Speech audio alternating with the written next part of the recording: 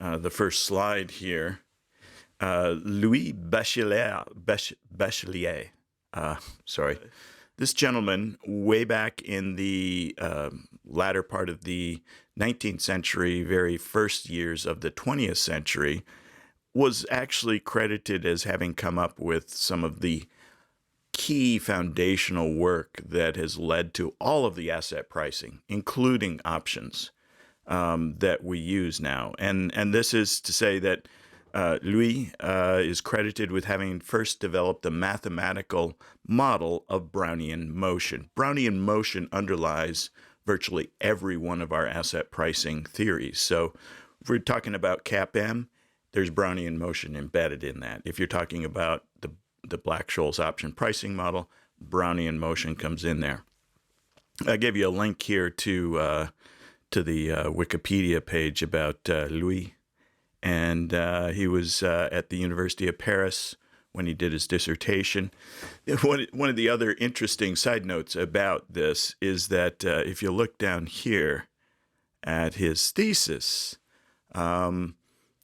defended on March 29th, 1900 at the University of Paris, Bachelier's thesis was not well received because it attempted to apply mathematics to an unfamiliar area for mathematicians. Yet, 100 years later, not even really. I mean, we started using his work back in the 50s.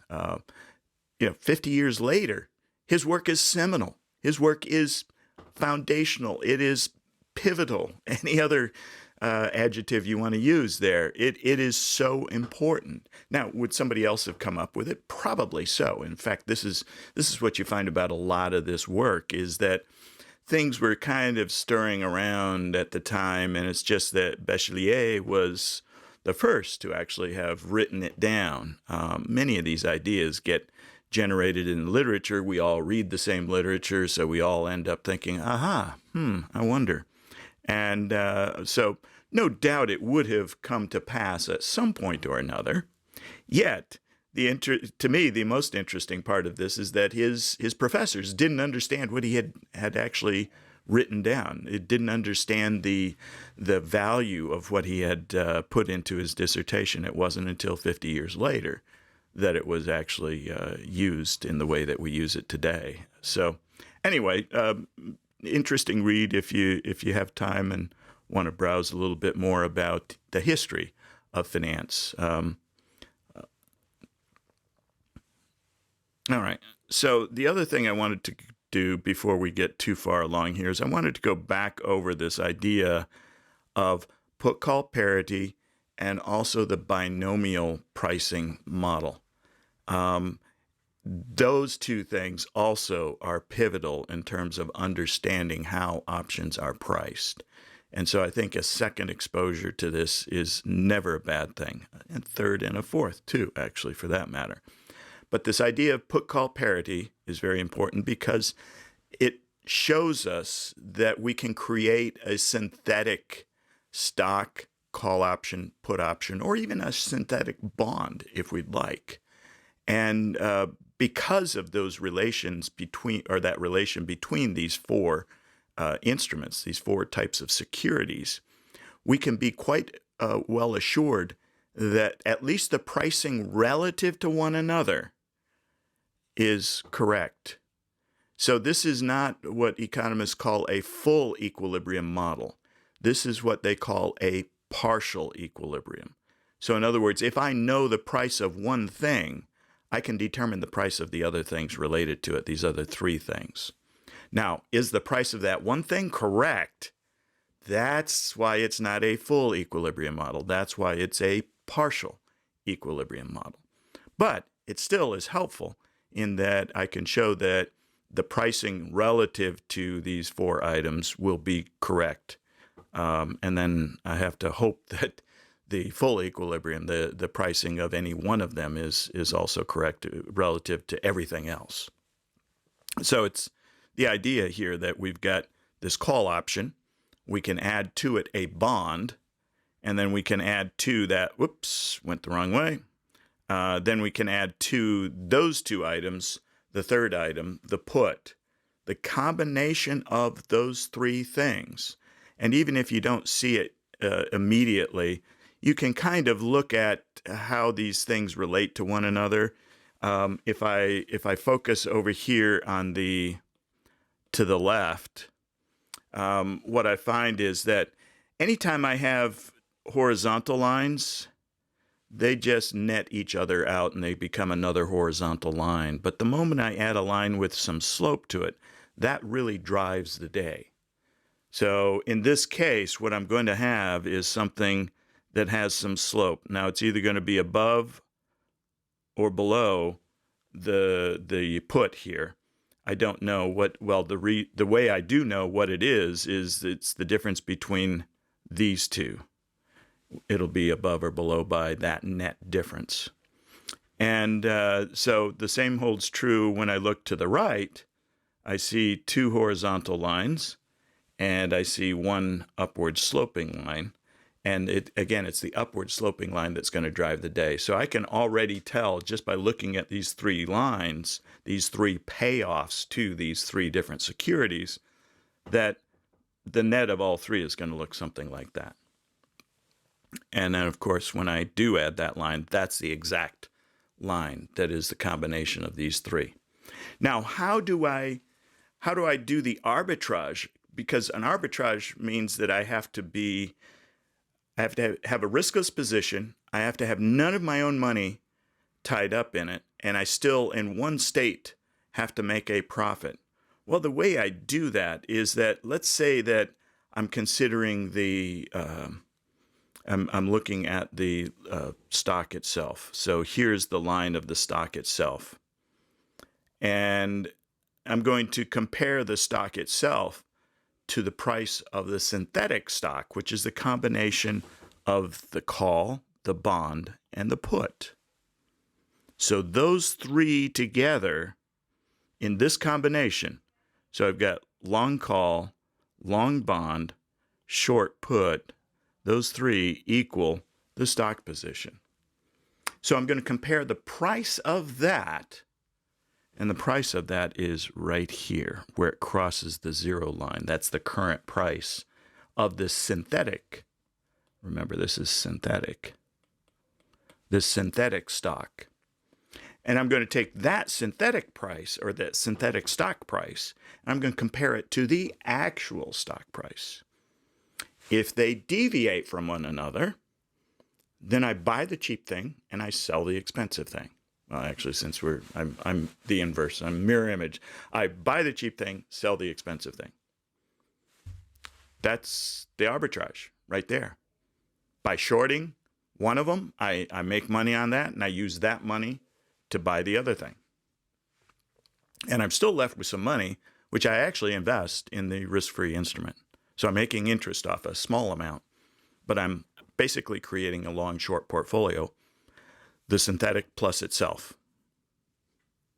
And that's the arbitrage that I would engage in if I found that the price of the synthetic was different than the price of the actual. Now, I keep doing that arbitrage until which time the price of the synthetic and the price of the actual come into equality. Now, the other question that usually comes to mind when you're thinking about this, well, which prices are going to move? Well, it all depends on which markets are the thinnest. And by thin, I mean lower volume, less transactions going on in that marketplace. When I have fewer transactions, a single trade can move the price more in that particular market. So my guess is what's going on is that in the call market and in the put market, that's where prices are moving. The bond market is so big, it's immense. This arbitrage for this particular stock is not going to move the bond market. Now, it could just move it a little tiny bit. And then the stock itself, probably not going to move either. So that's, basically the price effects are going to show up in the call and in the put. And since I'm buying, if I was buying the synthetic, shorting the actual, then I would be buying a call. So I'm increasing demand for the call. I'm driving up the price of the call. I'm selling the put. I'm increasing supply of the put, so I'm driving down the price of the put. And those two actions will eventually cause the synthetic price to equal the actual stock price. And then I stop doing the arbitrage. And that's why this thing is so darn powerful, is that this relation, when you look at the arbitrage itself, hey, I'm going to do this every time. I can make a riskless profit that way. All right, then the other piece that I wanted to emphasize, you'll recall that we had these up and down moves, these up and down factors, if you will. The up factor is always greater than 1, and the down factor is always slightly less than 1. And then if we go over here to this slide, this is really the important information right here.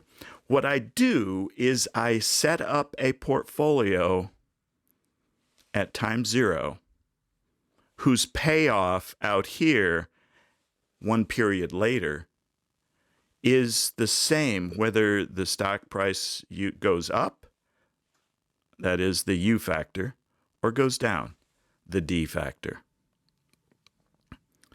So that portfolio is a combination of the long stock and the short call in this case. So let's think about that again too. Just draw the payoff diagram. There's the long stock. Oops. And here is the short call.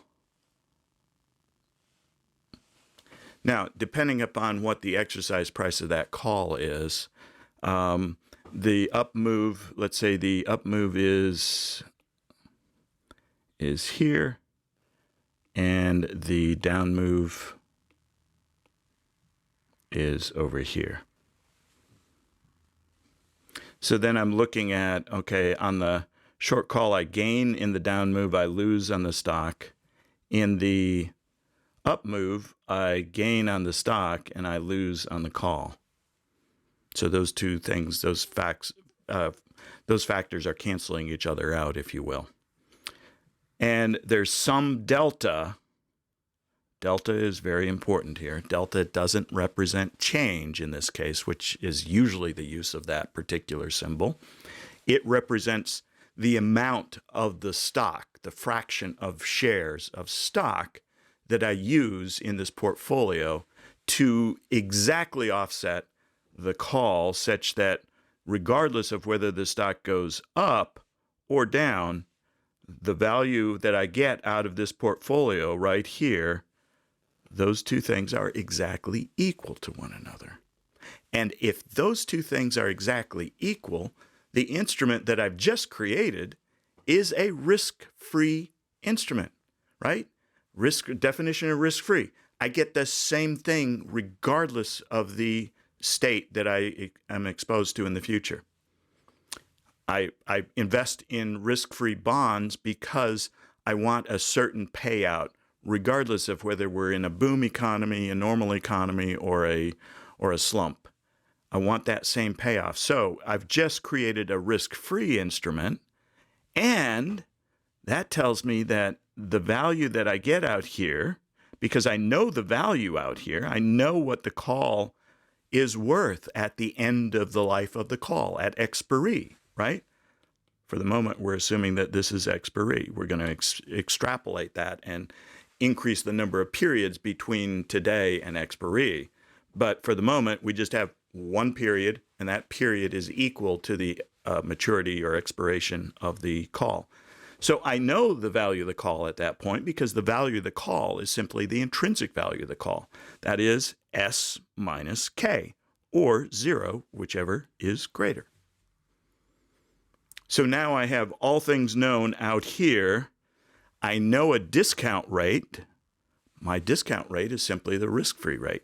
So I discount that back to today, and then I know the value of this portfolio, which is delta shares of the stock, long, and short 1 share worth of call.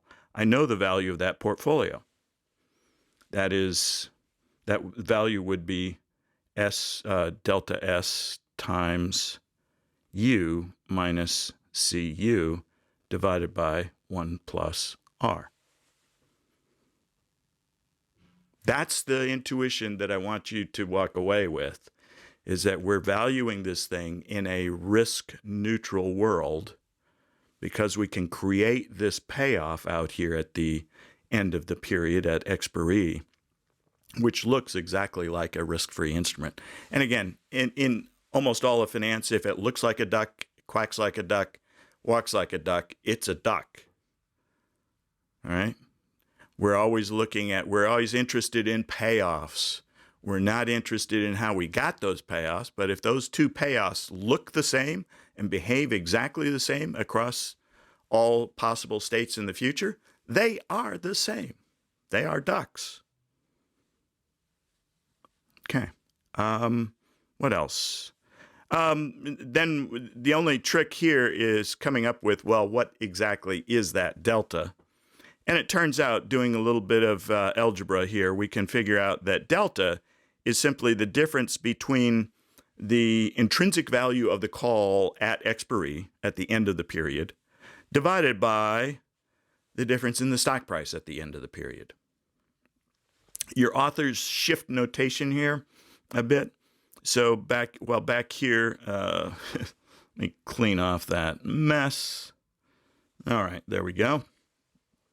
Back here, they're talking about delta S times U. So that's a multiplication. Now they over here, they shift notation. So what they're using now is delta S sub U. So just if that was confusing to you, what happened to the X? What's the X mean? The X was just a multiplication. And they were showing you that it's the delta S times the up factor that gives you the stock price at the expiration, at expiry. And then they changed the notation to simplify it to just say, hey, that price is simply delta S sub U. And likewise with delta S sub D. So hopefully the notation didn't throw you on that. But, sometimes when you're looking at stuff like this, that's one of the things that does look confusing. You're going, well, what happened to the X, right? So anyway, back to how do we get delta? Well, we simply take the ratio of the difference between the call intrinsic value and the difference between the stock intrinsic value. Yeah, right. That makes sense, right? Because if they are the same, my delta is 1. But the moment those two differences become different from one another, then I need a delta other than 1, either greater than or less than 1. So you can think about it from an intuitive sense as well. All right. So we know how to calculate a delta. We know that we're creating this riskless payoff at expiry. So we know the discount factor as well, and that's the risk-free rate. And so we know all of the pricing out at expiry, and then we can just work it back to time 0, to today. And then if we actually implement that, we found our delta, and then we can actually write the value of the call. Whoopsie daisy. The value of the call is simply that ratio. So again, you can think about it as it's the delta stock price, delta shares of stock times that price, plus the value of the call discounted back to today. Sorry for the sirens. Living on Shaker Boulevard is great, but we also have a fire station just down the street. So, and then back to put call parity. If we know the value of the call, we can figure out what the value of the put is quite easily. So if we've got a call that's worth $5.18, then we just simply plug it into the put call parity relation, and we know the price of the stock, we know the price of the call, we know the bond, the K is the exercise price, the discounted rate is the risk-free rate, and so basically that K divided by 1 plus R is simply the present value of the bond. It's a discount bond. It's a discount instrument, 0 coupon bond. And then so we've got all 4 of the other factors known, so we can solve for P. And we get that the value of the put is equal to $2.27. The other thing to note here is that, and I'm going to go back to an earlier slide here where we look at the put-call parity relation. Where did that go? Thought I had it here. Oh, here we go. This is what I was after. So if we look at this and we say, well, wait a minute, let's think about a situation where the exercise price is equal to the stock price. So this is an at-the-money, I'm running out of space, option, right?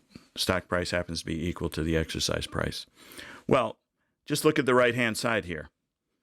If S0 and K are equal to one another, then S minus the discounted value of K is going to be a positive value.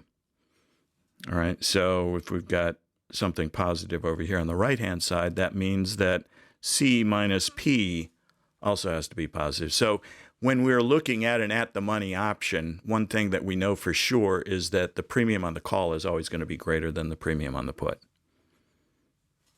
So if you were wondering about why these things have different values, you can think about it in that context. You know, that 227 and that 518 makes sense. It's probably somewhere close to at the money in this particular option. And then one last insight that is terribly important here too is that I can increase the number of periods between today and expiry. So in the previous slide, we were simply looking at one period. And so we had one up and one down. But I can get many more prices out here at expiry if I simply increase the number of periods. And so I shorten up the length of each period. That gives me more periods. I keep the same up and down factors. And what that gives me is 1, 2, 3, 4 additional prices in between there. So as I increase the number of periods, I increase the number of stock prices out here at expiry. And by doing that, I much more closely replicate the real world, because obviously if I start with a stock price of 100, it's unrealistic to assume that it's either 130 or 115. Those are the only two possible prices at expiry. It could be 90, it could be 130, and it could be anything in between there, and it could even be above or below the 90 or the 130. So basically, again, the important insight here is that as I shorten the length of the periods, I increase the number of periods, I increase the number of prices that I see out here, and as I approach infinitely short periods, as I approach zero on the length of each period, the number of periods approaches infinity, and I basically have, all kinds of prices out here. And it looks like the real world. I could do that with a computer algorithm, and I could do the binomial pricing, or thanks to Fisher, Black, and Myron Scholes, I could use their insights and get the same answer, at least for a non-dividend paying stock, by using this closed form solution right here. And again, a little more insight in terms of what this equation means. You can kind of think of it as each term, this is what I get, and this is what I pay. Now, when I say what I pay, don't mistake that for the premium. I'm not talking about what I pay for the premium because, of course, the premium is C. That's what I pay at the beginning. So when you think about this equation, the two terms, what I get versus what I pay, this is what I pay at expiry. And this is what I get at expiry. I've already paid the premium. So, again, in very general terms, a lot of hand waving, I can really say that the premium on the call is some sort of discounted value of the difference between what I get and what I pay on expiry. And for even additional insight, if we look at this N of D2, this is the probability of the option finishing in the money.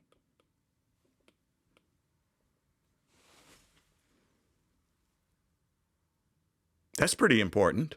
Now, and so you might be thinking to yourselves, whoa, okay, if I know the probability of this finishing in the money, that's pretty important. But remember, that probability changes as new information is revealed to the market. So while that's the probability today, 2 minutes from now, it's going to be different. 2 days from now, it's going to be different. 2 weeks from now, it's going to be different. So this thing is constantly changing value. But that N of D2 is actually a probability, and it is the probability that this thing will finish in the money given the information that we have right now. Or rather, said a little differently, it's the market's expectation of the probability that this thing will finish in the money. So it's also the expectation that we will be paying K on expiry. And of course, the value of K today is K divided by e to the minus, or excuse me, I'm already putting it in the denominator, so I don't need the minus. So I'd scratch that minus. So it's e to the minus, or e to the RT divided by e to the RT. All right. And again, e is the exponential, which is, and I'm not going to go into the details, but if we want to do continuous time compounding, did you guys look at this in 312? Did you look at continuous time compounding at all in 312? Have you ever seen this before, anybody? No? Okay. I'm going to have to change that. We should have that in 312. It's an important concept, and many of our models rely upon continuous time compounding. And again, this is just one of those things that, you know, we look at different periods of compounding. We can look at annual, we can look at quarterly, we can look at monthly, weekly, daily, minute by minute. This just shrinks that time period down to infinitely small. And so we call it continuous time compounding. And that's the exponential, which is the natural log of, it's the inverse of the natural log. That's what I wanted to say. All right. So that's this second term. So that's the what we would pay. And then this S times N of D1, the N of D1, you can, again, in a very generalized terms, you can think of N of D1 as telling us it's the number of times that this thing finishes above K. So when we take that times K, or excuse me, take that times S, you can think of this as sort of getting an average price. So let me give you a simpler example of that. So if we were to, anytime we come up with some sort of average, weighted average, we're going to take whatever we get. So let's say we get X1 in one period, and that has a probability of 50, and we get X2 in another period, and that has a probability of 50%. The sum of these two is the average value, the average price. And that's sort of what we're doing up here. This N of D1 is giving us that average. That's the probability piece of it. All right. Does that help? I hope. Bring a little bit more intuition to these formulas. Of course, I don't want to leave out the value of the put, or rather the premium on the put is, again, we're reversing S and K, just as the value of the intrinsic value of a call is either S minus K or 0. We also know that the intrinsic value of a put is K minus S or 0. Because of the nature of the put gives us the right but not obligation to sell that thing at K. And so, again, one of the major things you'll note here is that we just flip-flop K and S, and everything else moves along with that. So, again, now in this case, this is what we get, and this is what we pay. The reason that's what we get is that we have the right to sell at K.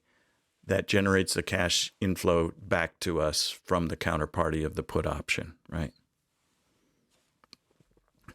And then this D1 and D2, not a heck of a lot more insight into that, other than the fact that you should certainly pay attention to the various factors in here. We've got the natural log, or ln, of S over K. You can think of that as kind of a return. And then we have the risk-free rate in here. We have the volatility, the variance, actually, in this case. And we're scaling by the variance times the square root of the time period. Here we've also got time in there. So all of these are going to drive the relations that we're going to look at a little bit later on. So we're going to look at if I hold everything else constant and change volatility, what happens to the premium on my call and my put? Or if I hold everything else constant and I change the time to maturity, what happens to the value of my call and my put? But that's what's driving those functions, are the way the N of D1 and N of D2 are constructed. And in general terms, you can pretty well see. For instance, if I say holding everything else constant, what happens to the value of the call if stock price goes up? So let's say stock price up. Pardon me. So that means that this numerator gets bigger. That means that, and we're holding K constant, we're holding R, sigma constant, we're holding T constant. So if I'm just increasing S, that means that that numerator gets bigger, the fraction gets bigger, the natural log of that fraction is higher, and that means D1 gets bigger. And if we go to this slide, here's the standard normal distribution, and D1, if D1 previously was falling right here, then as it gets bigger, it moves over this direction, which means that the cumulative density function, the CDF, I now have more probability. I'm going to add that to the probability I already had, which is all of this mess over here. So that means that if D1 gets, how am I going to represent this, gets bigger, then N of D1 also gets bigger. And as N of D1 gets bigger, swing back to this formula, and I'm going to clear off the screen a little bit. As N of D1 gets bigger, what I get increases. This brings us to, let's start dealing with each of these various inputs to the Black-Scholes option pricing model and how a change in one of those inputs affects both the call and the put. So here we have, over here, the various factors, the inputs, and here we have the call, and here we have the put. So sign of the of input effect. And so here we are summarizing the effects for European style options. Okay, so a change in the stock price, an increase in the stock price is going to positively affect the value of the call and negatively affect the value of the put. And an increase in K is going to have the reverse effect, negatively affects the value of the call and positively affects the value of the put. We don't even need Black-Scholes to see that, right? I mean, it's pretty clear, again, back to that, the intrinsic value of the call is the max of S minus K, or 0.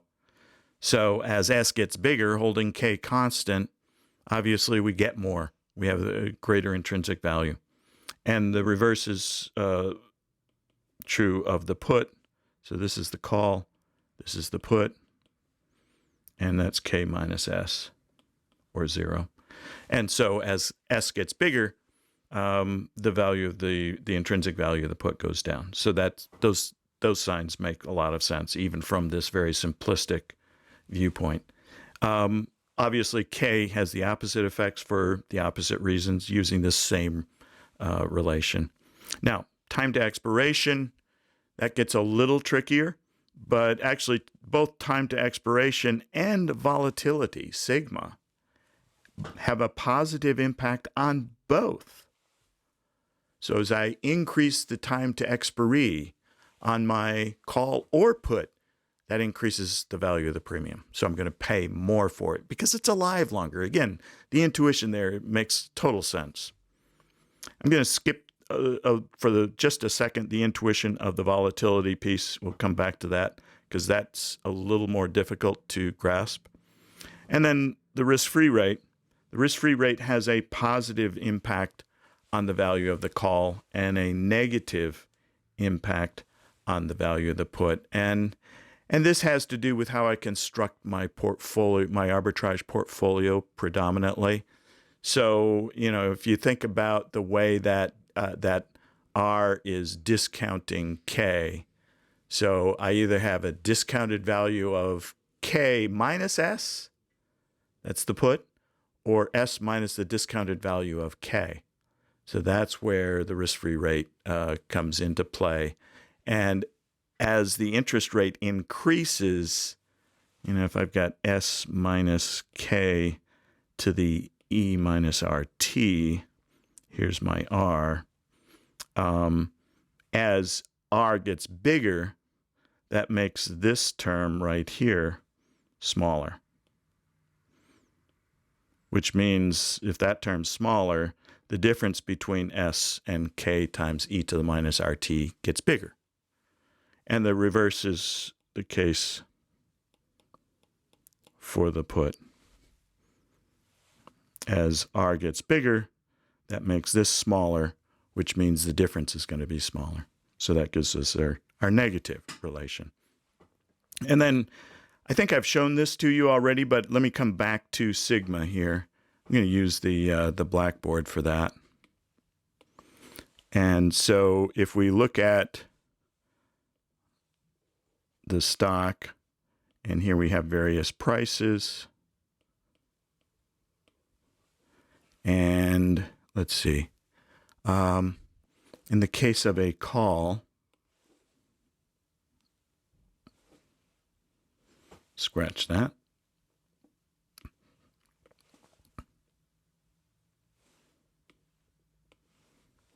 In the case of a call without considering the premium, so this is the gross payoff of the call, that's my payoff. Then if I overlay on top of that the probability of the stock finishing at a particular price on expiry, I'm going to get some sort of distribution. It's going to look something like that. So this is the probability of the stock price finishing up here or down here, much higher probability of it finishing somewhere right around the exercise price. So we're talking about an at-the-money call right at the moment.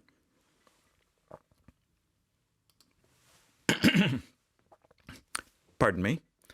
So now let's change colors yet again. Try to keep this from getting too messy. And so now we can think about this thing. If it finishes to the left of K over here, we really don't care because we're getting 0, whether it finishes down here or even just a little bit below K. We're going to get 0, 0, and 0. So who cares? I know what that looks like. I don't need to know that distribution even.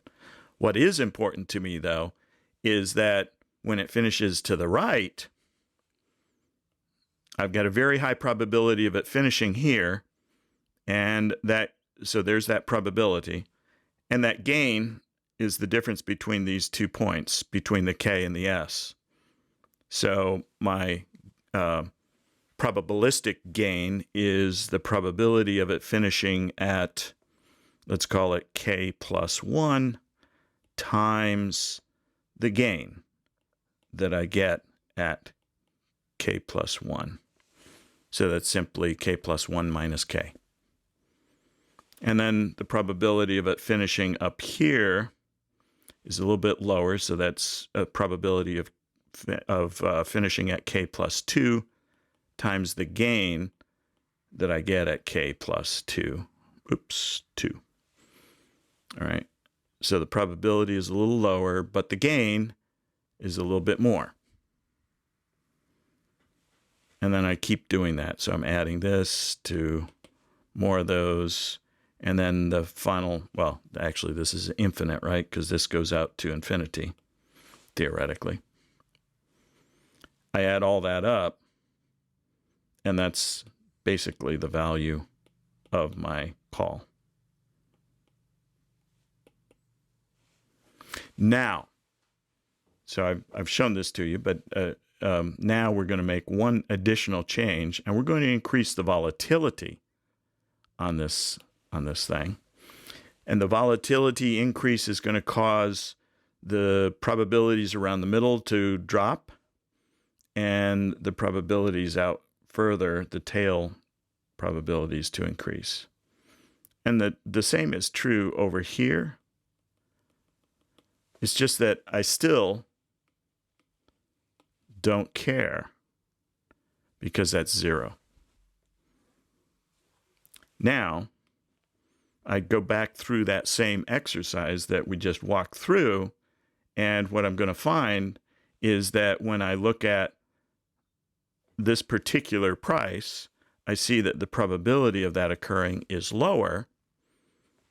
So this probability becomes lower. The gain stays the same.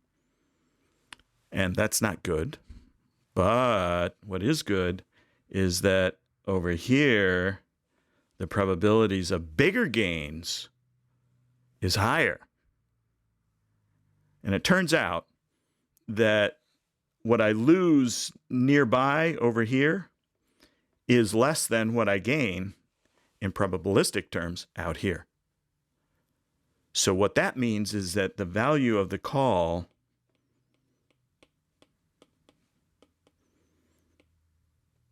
goes up when I have an increase in volatility. In other words, when that distribution spreads out, I'm getting higher probabilities of a much bigger gain, lower probabilities of a smaller gain, but I don't care because what I get on that tail is much bigger than what I lose in the middle. Okay, so that's the intuition that you should have for why the volatility, an increase in the volatility of the underlying causes both the call and the put to increase in value. And by the way, I should note that the mirror image about the y-axis is the put. So just flip that thing around. The upward slope is to the left in that case. and the losses are to the right. But since the standard normal distribution is symmetrical about its mean, then we're okay.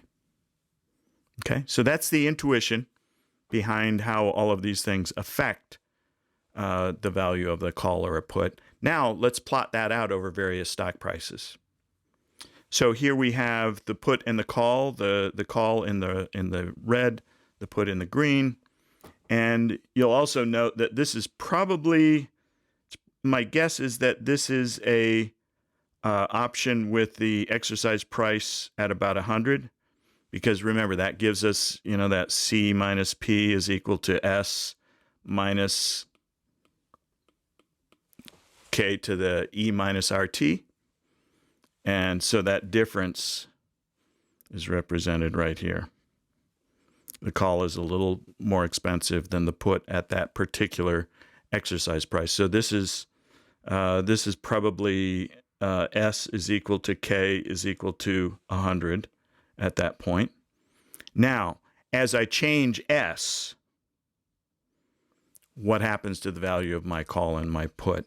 As S goes up, the value of my call goes up at a pretty good clip. The value of my put begins to decline at not quite as fast a clip. Notice the difference in the slopes here is important. And conversely, as the stock price declines, the value of my call begins to drop. And again, not at as fast a rate as the value of my put goes up. Okay, so when I plot that over a variety of prices, I can see that I've got this nonlinear relation, and they're in opposite directions. And again, that's exactly in line with what we see here.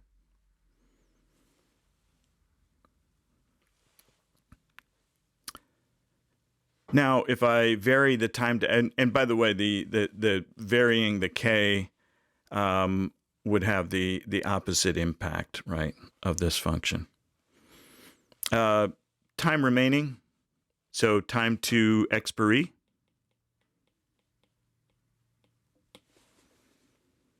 So as I increase the time to expiry, kind of an interesting thing happens here. The value of the call, as I increase it, if I have a relatively short time to expiry, 3 months, and I double that, I get a pretty big bump in the value of the call, not quite so much in the put.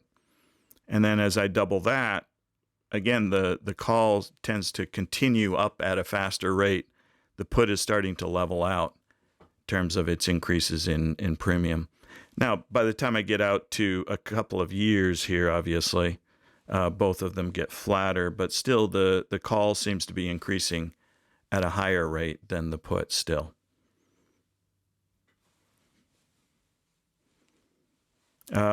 Volatility of the stock price, both go up, and the only difference here is the amount of the interest rate between these two lines. So this is changes in sigma. Increases in sigma increase the value of both the call and the put in a linear way. And then if we change R, the interest rate, the risk-free rate, as I increase R, the value of my call goes up, and as I increase R, the value of my put goes down. Again, these are linear relations, and they're in opposite directions. Okay, questions so far on any of that? Again, these are really important relations. Of course, you'll see questions like that on the final exam. So it's good to get this committed to memory. And even better than committing it to memory is to have some sort of intuitive sense as to what's going on with each of these. So make sure that you go over that several times, because developing that intuition is not easy. It's not common sense necessarily. Another very important element of option valuation are what are known as the Greeks. We've already talked about one of the Greeks, delta. There are other Greeks. There's gamma, there's theta. So Delta is the only one that is introduced to you in this chapter, and even introducing that one to you may be kind of a step too far for a basic chapter on valuation, but they were trying to cram a lot into that chapter anyway. So delta is basically how the option price changes in relation to changes in stock price. So if I change the stock price by $1, what's the effect on the price of my call, or the effect on the price of my put? And this relation between those two is known as the delta effect. Delta is important because if we're trying to create a hedge portfolio of some sort, it's not the naive one-to-one hedge. So if I own 100 shares of stock, a naive approach to hedging that would be to use one contract for call or put, depending upon what we're trying to hedge, depending on whether we're short or long the call, or short or long the stock itself. And so that's the trouble is that that's not the way the price of the call and the put move. It's not one for one. It's delta. And that delta also turns out to be the exact same thing. Let me get back to Black-Scholes. Oops. Come here. Sit. Clear this off. It turns out that N of D1 is that delta. That tells us how the price changes for one unit of change in the underlying. Whatever that delta is, or whatever that N of D1 is the delta. So let's put an example on this, and I think it'll make a little bit more sense. So here's the N of D1. For the put, the delta is the negative of N of negative D1, and it turns out that N of negative D1 is simply 1 minus N of D1.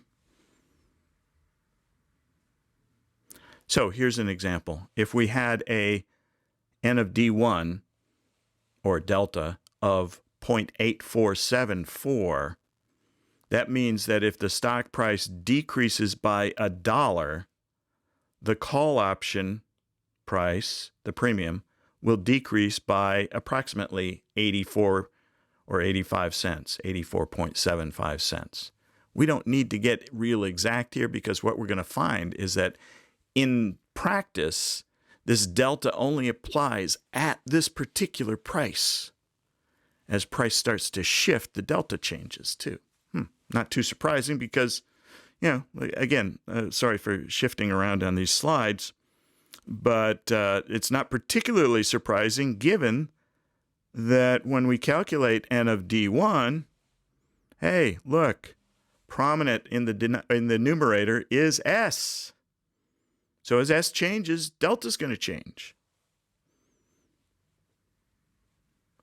But it gives us an approximation, and there are some other Greeks that we can use to improve that hedge ratio.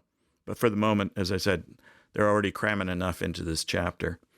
So here, if I have one share to hedge, then I don't buy one, or I don't hedge it with 1 share's worth of call. I hedge it with more, because my call only moves by 85 cents when my stock price moves by $1. So I need more calls. I need more than 1 share worth of call for 1 share worth of stock. Okay, and likewise on the put, same idea. And in this particular case, the negative N of negative D1 is 0.1526 negative, which means that when the stock price decreases by $1, the price of the put option will increase by 15 cents. You're going to find that this makes it a little more difficult to hedge using the puts simply because I'm going to need a whole lot more puts than I do calls. So here's an actual example. Let's say we own 1,000 shares of XYZ stock and we want protection from a price decline. So we know what the delta is. What we're going to do is we're going to figure out how many shares of options we need to hedge our shares. And it turns out, doing a little math up here, we find that that is the ratio of the negative times the ratio of shares held. So that would, in our case, be 1,000 divided by the option delta. That's the number of shares worth of options that I would need in order to hedge that 1,000 shares of portfolio. So if I use the delta that we were talking about before, and I'm using calls, so the number of options would be 1,000 shares held divided by my delta, tells me that I need 1,180.08 shares worth of call, which if I'm using contracts and they're in units of 100, that means I need very close to 12 contracts. And I'm going to be short those 12 contracts. So I'm selling. Oh, yeah, go ahead, Alex. Would always be given in the instructions that they're in units of 100. Okay. Yeah, I'd have to say, if we're going to do this on contracts or just on a per share basis, yeah, I'd have to clarify for sure. Yep. So if we were doing it on a per share basis, we could get much closer by using that 1180. Yep. Good point. Any other questions or comments? All right. So now let's see what happens when we do this. Because here's one of the problems with delta hedging. And actually, we always think of delta hedging as a dynamic strategy, meaning that we can't just pick a hedge and leave it and let it run, because eventually, as price moves around, our hedge is no longer going to be as effective. So we have to take a strategy of I'm updating every day, I'm updating every week, every month. Obviously, if I update every day, I have transaction costs every day. So there's a balance there, right? I'm trying to balance how optimal is my hedge versus how much does it cost me to get to that optimal hedge. So I've got to make some sort of judgment call on that as well. But let's look at an example. Suppose that we did put in that hedge, so we shorted those call option contracts, and the stock price fell by $1. So on the stock portfolio, we lose $1,000. Now, hopefully, most of that $1,000 will be a gain on the call option portfolio, and that gain will offset the loss on the stock portfolio itself, and everything will be good. So if we look at XYZ price drops to $49 each call, we just plug that new number into the Black-Scholes option pricing. Each call is now worth $5.37, a decrease in 83 cents for each call, or $83 per contract. Since we wrote 12 contracts, underline, box, emphasize wrote, we're short, remember. And we shorted them at 620. To cover that position, we would be able to buy them back at 537, thus making that profit there times the 12 contracts times the 100 shares per contract gives us a gain of $9.96. So we're $4 short of being perfectly hedged. And the reason we're $4 short is that S went down by $1. And that changed D1, which changed N of D1. And since delta is N of D1, that changed our delta hedge. But it's still a really good, hey, instead of losing $1,000, we lost $4. I can live with that, right? If we were to use the put instead, in this case, we would actually be buying those puts. Let's see. Let me double. Yeah, we'd be buying the put because that gives us the opposite. And again, if there's any doubt, what I always like to do is to think back to the payoff diagram. So my stock position is long. And to hedge that, I need something that goes the opposite direction. I need something that goes this way. And what goes that way? Well, a long put goes that way. So that's what I'm doing. If I were to look at this, and I'll give you the example with the call too, just to try to help lock in that intuition. So if I've got, again, my long stock, I need something that goes this direction to offset that stock. And so in the call, I have two choices. Here's the long call, and then here's the short call. Well, it's this thing that has that downward to the right slope. So my hedge for that is going to be the short call. Now, is it written at that particular K or not, or am I shifting K around? That's, again, a decision I have to make. And maybe, in fact, rather than being here, it's actually way up here. In fact, that's more than likely the case because I probably bought this stock a long time ago and the price has risen. And so really my gain that I'm trying to lock in and protect is over here to the right. So the K that the option that I'm going to be using has a K much closer to the current stock price. All right. So again, I plug into my formula, 1,000 shares held, negative 0.1526. That gives me 6,553 shares worth of put, or approximately 66 contracts. And again, I'm going to have some variation due both to the delta change because of the change in stock price, but also because in this case, instead of getting exactly 6,553, I'm getting 6,600. So I also have a mismatch in terms of the number of shares of options versus the number of shares of stock in my portfolio. So I've got two things that are going to cause my hedge to be less than perfect. And when I do that, here, I come up with this. I lose the 1,000 on the portfolio, but in this case, I'm actually gaining because I'm overhedged. I've got more shares in the put than I should have, given the delta on the put. So in this case, a large part of that $122 overhedge, or that $122 extra gain, is due to the overhedge. A small portion of it is also due to the shift in delta, due to the decline in the price. All right. Let's see, how are we doing? Okay, time-wise, yeah, it's about right.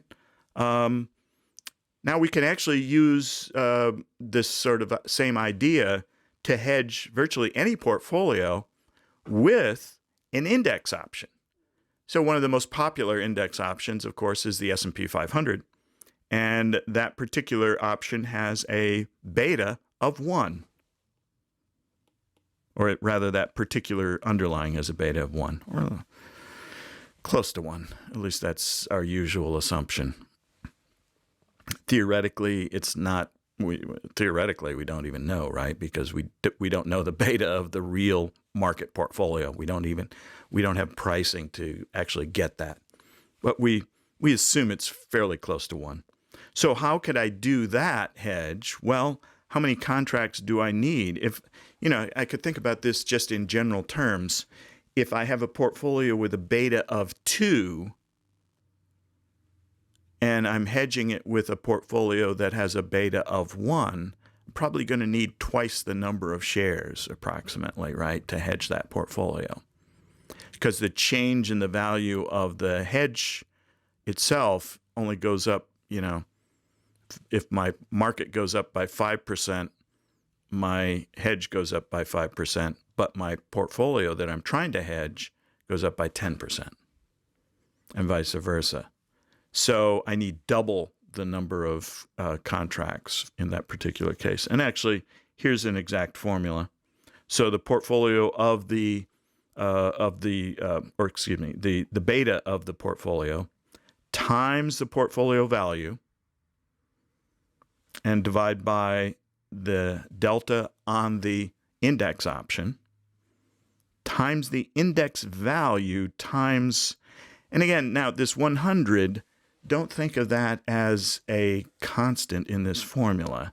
This 100 actually relates to the index option itself. And I think I put the link, maybe I didn't put the link in here. I thought I had. I don't see it.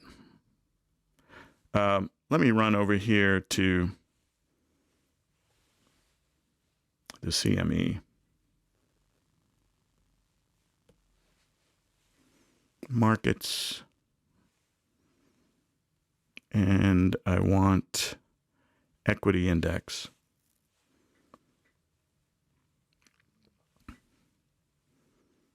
And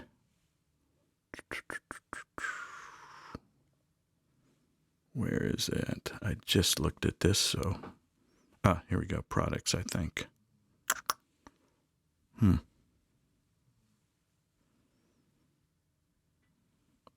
There we go. Okay, so here are my S&P 500 index options traded on the CME exchange. So these are exchange-traded options, and I can get a variety of flavors. And I can get the E-mini S&P 500. I can get a variety of those, but then I also could get even the E-mini NASDAQ. I can get, where is the micro? Here we are. Here's the micro E-mini. And then here's just the S&P 500 in general. And each of those names represents a different multiple. So we know what the index value it is. Let's go to the basic E-mini S&P. And what we're going to find here are the contract details of that particular option contract. Whoops, what happened? Come back here. Sit.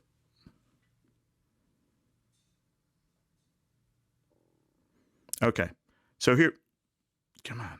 All right. Oh, sorry. It just put a banner up there. But it doesn't tell us what this thing is worth. To find out what it's actually worth, we have to go over here to the options. So I just clicked on that option. Or, excuse me, we have to go to the futures contract. And here is where we'll find out what it's worth. So here the multiplier is 50 times the value of the index, which is around about what, 4,000? 4176. So the value of the S&P 500 today, right now, is 4176.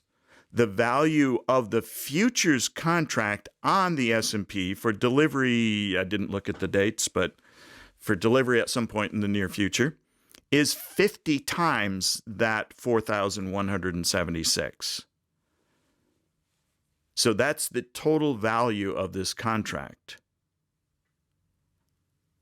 All right? So for every number, so literally just take 4176 times 50, so that's something over $20,000. Almost 20, a little over 21,000, right? So the value of this contract is for $21,000. And the multiplier is 50 in this case. Notice that in the formula that we were just looking at, the multiplier was 100. There are no longer any options on the S&P 500 that actually have a multiplier of 100 that are traded on the CME. The E-mini is 50. I believe the micro mini is 5. and the full big version of the S&P 500 futures contract is 250. But that's where that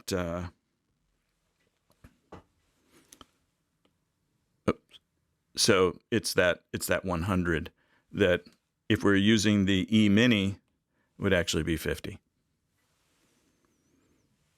All right. I think I'm out of time. There's an example of how to get the number of contracts. And then we'll stop there. We'll talk about implied volatility, and we'll talk about employee stock options on Thursday. We'll start doing some problems as well. Questions before we go? All right. Have a good day in between, and I'll see you on Thursday afternoon. Thanks. Bye-bye. Thank you. Bye. Thank you. Have a good one. Thanks. You too.